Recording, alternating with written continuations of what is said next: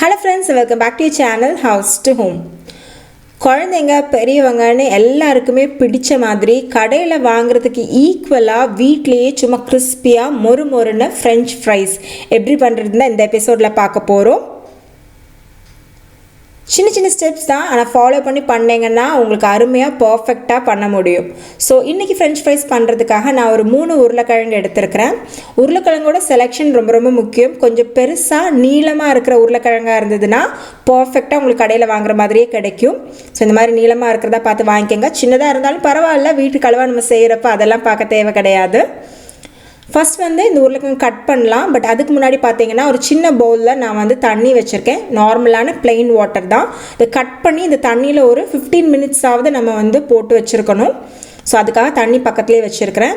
முதல்ல இந்த உருளைக்கிழங்கோட ஓரங்களை நான் கட் பண்ணிக்கிறேன். ஸோ இதை டிஸ்கார்ட் பண்ணுங்க, நான் இப்போ இருக்கிற சுச்சுவேஷனில் சொல்ல மாட்டேன். நீங்கள் பொரியலோ வறுவலோ வேறு ஏதாவது பண்ணுறப்ப இதை சேர்த்து பண்ணுங்கள். இப்போது இதை கொஞ்சம் பெரிய திக் பீசஸாக கட் பண்ணிக்க போகிறோம்.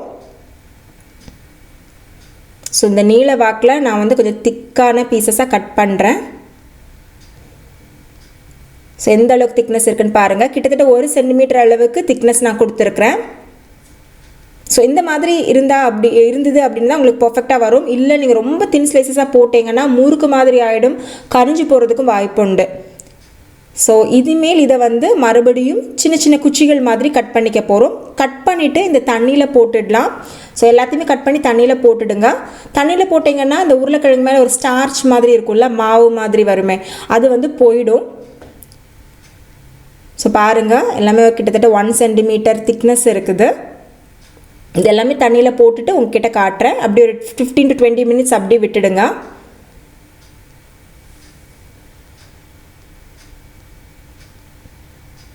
ஸோ இப்போ ஒரு 15 நிமிஷம் ஆகுது. நல்லா அதோட ஸ்டார்ச்லாம் வெளியில் வர தொடங்கிடுச்சு. மீன்வாயில் நான் இன்னொரு பவுலில் தண்ணி எடுத்துட்டேன். ஸோ இந்த உருளைக்கிழங்கு அந்த தண்ணியில் போட போகிறோம். இந்த தண்ணி பார்த்திங்கன்னா கொஞ்சம் வார்மாக இருக்கிற வாட்டர், கை தொட்டால் சூடு பொறுக்கிற அளவுக்கு இருக்கும்ல, அந்த அளவுக்கு சூடு, ரொம்ப பாயிலிங்காக வேண்டாம். இதில் உப்பு சேர்த்துக்கலாம்.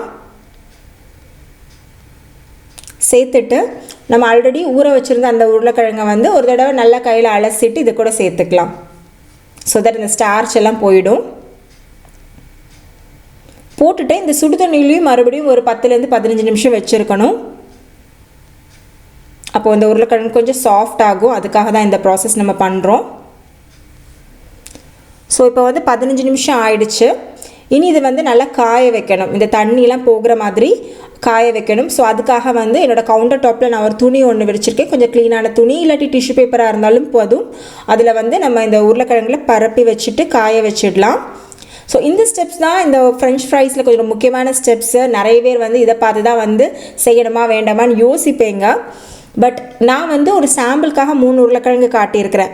நீங்கள் பெரிய அளவில் பேட்சஸாகவும் இந்த மாதிரி செஞ்சு ஃப்ரீசரில் ஸ்டோர் பண்ணி வச்சுக்கிட்டீங்க அப்படின்னா ஈவினிங்கில் குழந்தைங்க கேட்கும் போதெல்லாம் அப்பப்போ கொஞ்சம் கொஞ்சமாக எடுத்து பொரிச்சு கொடுக்கலாம். ஸோ நிறைய அளவுக்கு உருளைக்கிழங்கு வாங்கி இதே மாதிரி நீங்கள் பண்ணிக்கலாம். வெயிலெலாம் காய வைக்க தேவையில்லை. தண்ணி ட்ரை ஆகணும், அதுக்காக தான் நம்ம இந்த ப்ராசஸ் பண்ணுறோம்.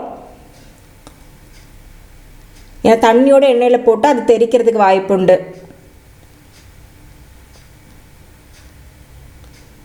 ஸோ மறுபடியும் இந்த துணியை மடக்கி இது எல்லாத்தையுமே நான் நல்லா தொடச்சி எடுத்துக்கிறேன்.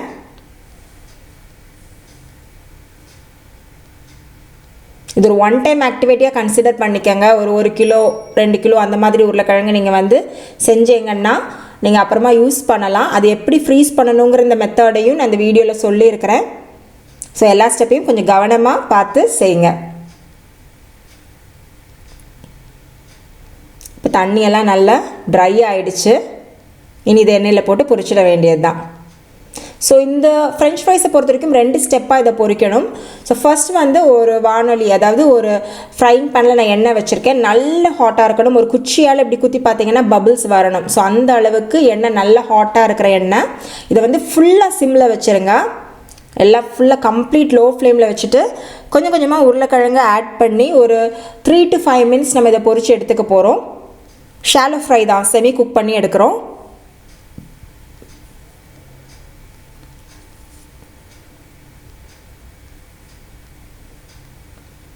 கம்ப்ளீட்டாக லோவில் வச்சு ஃப்ரை பண்ணுங்க. கலர் சேஞ்ச் ஆகக்கூடாது, முக்கியமான விஷயம் அதான்.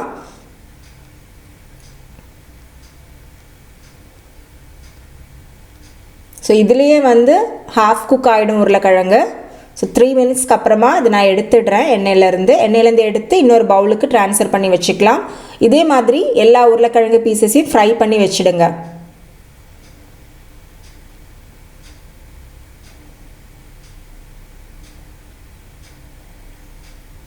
ஸோ எல்லா உருளைக்கிழங்கு பீசஸும் நான் ஃப்ரை பண்ணிட்டேன். இது ரூம் டெம்பரேச்சர் ஆகிற வரைக்கும் நல்லாவே ஆறணும்.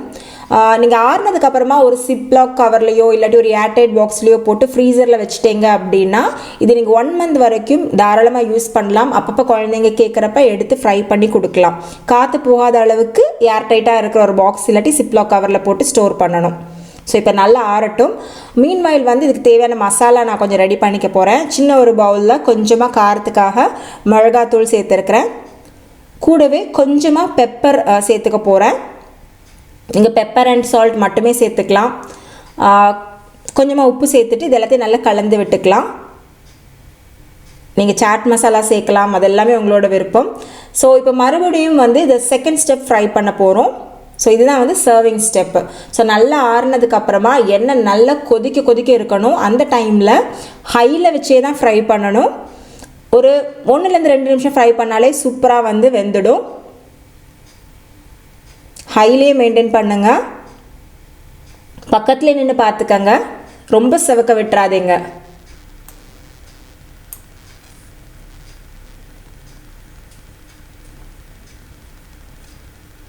பாருங்க, சூப்பராக மொறுமொறுன்னு ரெடி ஆயிடுச்சு.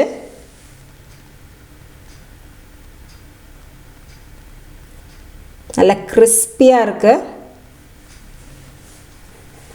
ஸோ அவ்வளோதான். இது எல்லாத்தையுமே ஃப்ரை பண்ணி நான் இன்னொரு பவுலில் எடுத்துக்கிட்டேன். ஸோ இதில் நம்ம கலந்து வச்சுருக்கிற மசாலா சேர்த்துக்கலாம்.